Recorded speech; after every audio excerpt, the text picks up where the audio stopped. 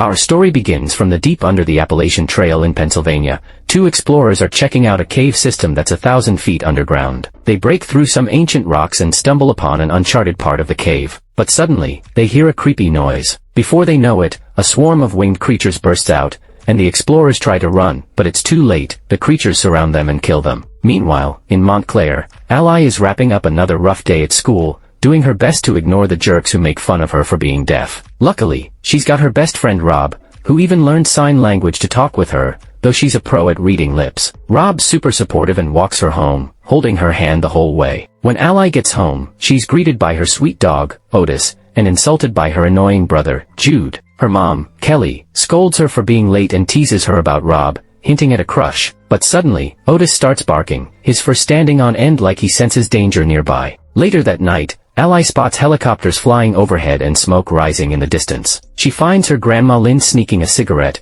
which is a big no-no because of her bad lungs. Ally promises not to tell Kelly. As she gets ready for bed, Ally remembers losing her hearing and her grandparents in a car crash 3 years ago. She feels like her parents lost even more, and it still weighs on her. Before going to sleep, she checks her tablet and finds a message from Rob showing a spooky video of flying creatures in the night sky. But her dad, Hugh, interrupts, teasing her about Rob too. Ally gets ready for bed, but Otis remains tense. In the middle of the night, Kelly wakes Ally and drags her to the living room. The whole family, plus Hugh's best friend Glenn, are glued to the TV, watching the news. Cities all over the US are under attack. At first, they think it's terrorists, but soon viral videos show bodies on the streets, and it's clear something else is going on. One clip shows a mom taping her kid's mouth shut and holding up a sign, "Don't make noise." Just then, they hear an explosion, and they all rush outside only to see fighter jets zooming by. Back inside, the news confirms it. The ancient winged creatures from the cave are on the loose, attacking people everywhere. Suddenly, the TV switches to the emergency broadcast system, urging everyone to stay indoors, lock up, and stay silent. Ally points out that cities are a terrible place to be because of all the noise, so the family decides to pack up and get out of town. Glenn and Jude take one car, and the rest pile into another with Otis. As they drive away, they see smoke covering the whole city like a blanket. Down in the subway tunnels, a train has stopped, and passengers are trapped inside, trying to stay silent.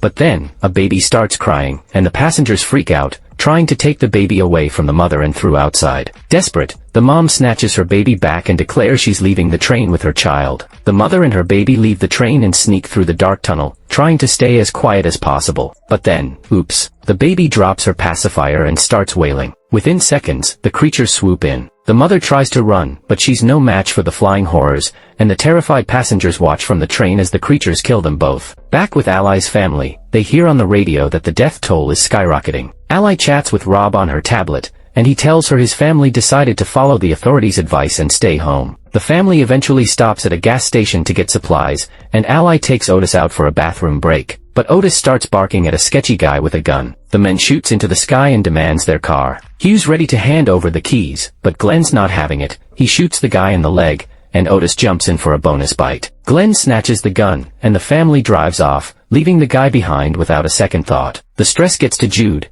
and he decides he's had enough of Glenn's wild vibes, so he switches cars to ride with his parents. Ally keeps following the news on her tablet and learns the creatures have been named Vesps, inspired by the Spanish word for wasps, thanks to their nasty habit of swarming. Suddenly, Hugh slams the brakes, barely avoiding a crash. The road ahead is jammed, so they decide to ditch the highway and go off-road, driving through a gate and down an empty, isolated path as the radio keeps rattling off all the states under attack. While Ally's tablet keeps showing one horrific image after another of the chaos happening across the country. After hours on the road, Glenn calls from his car, saying the way is getting rough, so he's going to stop and clear the path. But before he can, some deer leap out of the woods, forcing Glenn to swerve. His car tumbles off the road, rolls down a hill, and lands upside down. Hugh rushes over but can't pry the door open, and Glenn's leg is pinned, trapping him inside. Kelly tries calling 911, but there's no response. Hugh tries using a tool to break the door, but nothing works. Realizing he's stuck, Glenn asks Hugh to bring him his guns. Once armed,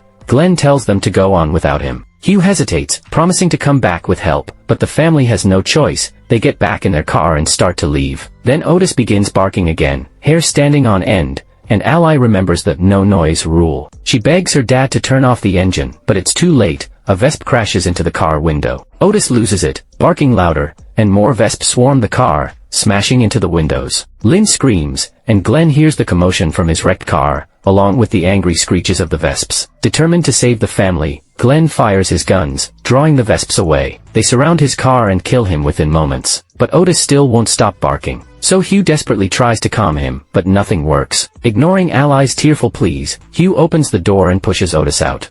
The Vesps immediately attack, and Hugh has no choice but to watch as they kill their loyal dog. The family is still sitting in the car hours later, too scared to start the engine because Vesps are lurking nearby. They know they can't stay there forever, so Hugh quietly gets out to investigate. Just then, Lynn has an asthma attack. As she fumbles for her inhaler, a Vesp lands on top of the car, drawn by the noise. Hugh, thinking fast, grabs the tool he dropped earlier and throws it far away, tricking the Vesp into chasing it. With the coast clear, Hugh jumps back into the car and signs to the family that the Vesps are blind and hunt by sound. The family decides to turn off all devices and use only sign language from now on. Then, Hugh asks Lynn for her lighter, which shocks Kelly, who learns her mom's been sneaking smokes. Hugh heads over to Glenn's car, says a quick goodbye to Glenn's body, and lights the car on fire. The Vesps swarm the burning vehicle, and boom, the car explodes, taking the Vesps with it. With the path clear, then the family continues on foot. Lynn struggles on the walk, her asthma getting worse, so she tries her best not to make any noise when using her inhaler. The family stops to rest, and Hugh apologizes to Ally for what happened to Otis, saying he had no choice. Lynn tries to get Kelly to tell the kids about her lung cancer, but Kelly refuses, saying it's already a bad day. Jude spots a house in the distance through his binoculars,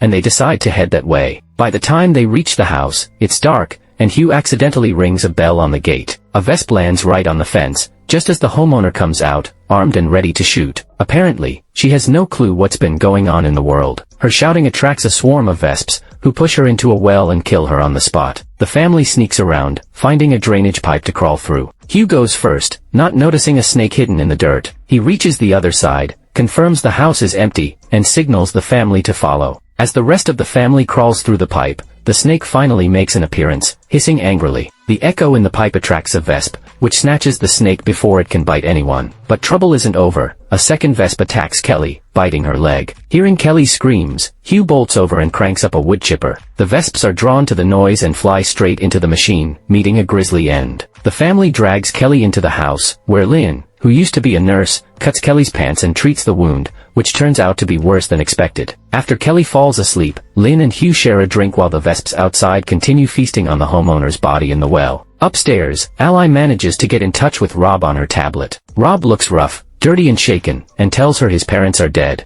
Ally invites him to join her at the cabin, but the connection cuts off before he can answer. The next morning, Ally sees a disturbing news report about people worshipping the Vesps as religious symbols and burning atheists at the stake. Lynn checks on Kelly's wound, which is getting worse, and tells everyone that Kelly needs antibiotics fast. Hugh grabs a scythe from the basement, and he and Ally prepare to head into town. Jude wants to come along, but Hugh tells him to stay and protect Lynn. Hugh and Ally carefully open the front gate, making sure not to ring the bell again, and secure the door to avoid any noise. They slip through the narrow gap and start walking toward the nearest town, ignoring the Vesps flying overhead. On the way, they come across dead bodies, clearly killed by other humans. When they finally reach the town, they find it eerily empty, with bloodstains everywhere, unaware that a reverend is watching them from the shadows.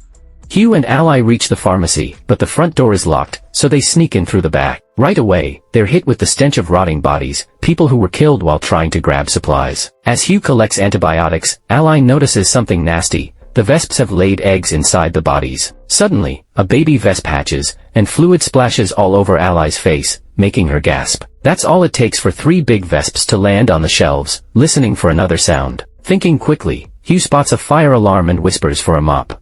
Ally quietly hands him one, and Hugh sets it on fire to activate the alarm. The loud noise and sprinklers confuse the Vesps long enough for Hugh and Ally to escape. As they're leaving town, they bump into the Reverend, who tries to follow them. He silently shows them a notebook asking them to join his group, the Hushed. Ally and Hugh aren't interested, and as they walk away, the Reverend hisses, revealing he's cut off his own tongue. Back at the house, the antibiotics help Kelly feel better. Hugh tries to get news from the TV, but there's no signal. Ally tells him the last bits she learned from her tablet. CNN is broadcasting from a bunker, and the Vesps hate the cold, There are even pictures of them dead in the snow. People above the Arctic Circle are surviving, but other areas, now called the Gray, are completely off the grid. Jude keeps himself entertained with cards while Hugh carves a wooden stake for him, so he can be ready to fight. One afternoon, the Reverend shows up outside with his cult of tongueless followers. Hugh goes out and tells them to leave his family alone, but the Reverend keeps insisting they join and creepily mentions that Ally is fertile. Enraged, Hugh threatens them with a weapon, but the Reverend smugly points out that shooting would only attract vesps. After a silent prayer, the creepy group finally leaves. Later, Ally gets a message from Rob, saying he's heading to the cold north where survivors have built a refuge. But before he can send directions, the connection dies. That night, Hugh hears a noise and finds a girl waiting by the door. They let her in, but quickly realize she's another member of the Hushed. Her tongue is missing. When she opens her jacket, she's covered in ringing phones. At the same time, Ally notices another phone taped to her window. The phones start ringing loudly, drawing vesps to crash into the windows. Hugh grabs all the phones from the girl and throws them into water, silencing them. But a vesp still manages to smash through Ally's window. She escapes just in time, locking the door behind her. The family thinks it's finally over, but they find another phone ringing in another window. The vesps are about to break the glass, so Hugh and Jude scramble to block it while the women hide in the basement. Downstairs, 3 Hushed members are waiting and immediately jump on Ally, trying to drag her away. Kelly fights back with a hammer, but they easily push her aside and escape with Ally and the little girl. Lynn chases after them, knocking them down while Ally bites their hands to get free. As Ally runs, Lynn screams, drawing vesps that quickly kill her and most of the kidnappers. The family rushes out and mourns Lynn, but their grief is cut short when the Reverend and more cult members appear, capturing Ally again. Desperate, Kelly, Hugh, and Jude go on the attack, stabbing any Hushed member who tries to fight back. When Ally is freed, she grabs a rock and smashes a man's head in. Hugh tackles the Reverend, but the Reverend stabs him with a knife. Hugh fights back with a headbutt, knocking him down, and after Kelly finishes off the last cult member, Hugh beats the Reverend to death with his weapon. The next day, the family begins their journey north, stopping only at night to rest. Eventually, they climb a mountain and find the refuge, guided by signs left by other survivors. Ally finally reunites with Rob, who teaches her to use a bow,